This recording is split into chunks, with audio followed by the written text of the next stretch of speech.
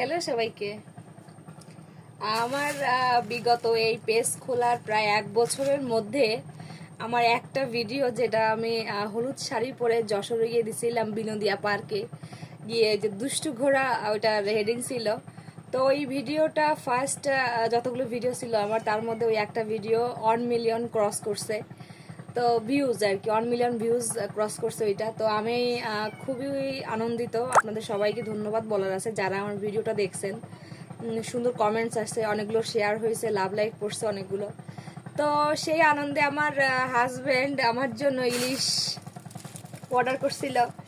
যে ইলিশ তো খুব পছন্দের, আর যেহেতু ইলিশের সিজন চলতেছে তো সেহেতু সে অনেকগুলো ইলিশ নিয়ে আসছে।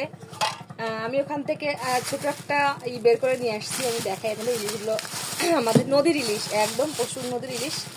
এই প্যাকেটটা মানে সবগুলো আটকানো আছে মাছ, আমার এখনো ছাড়েনি। যে বরফ দেওয়া ছিল, সবাই লেগে আছে একটার সঙ্গে একটা। আমি জানি না ক্যামেরায় কতটুকু বড় দেখাচ্ছে, কিন্তু মাছগুলো একদম ভালোই বড়, খারাপ না। এই যে এখানে মনে হয় 5টা 6টা আছে, এই যে নিচে একটা ইলিশ। যেহেতু ইলিশের সিজন চলতেছে, অনেকেই ইলিশ অর্ডার করতেছে পেজে, কোনো না কোনো ইলশাবাড়ি পেজে। তো আমি তো অর্ডার করি নাই কিছু, আমি একদম আমাদের নদীর একদম টাটকা যে মাছটা, সেটাই আমরা খাবো আজকে। আমার হাজবেন্ড নিয়ে আসছে আমার জন্য, কোথাও তুমি একদম সুন্দর করে রান্না করবা সরিষা বাটা দিয়ে, সরিষা ইলিশ। আর সাথে হচ্ছে এই যে কেওড়া, আমাদের গ্রাম অঞ্চলে পাওয়া যায় এটা কেওড়া। এই কেওড়াটা সুন্দর টক হবে, টক রান্না করবো চিংড়ি মাছ দিয়ে।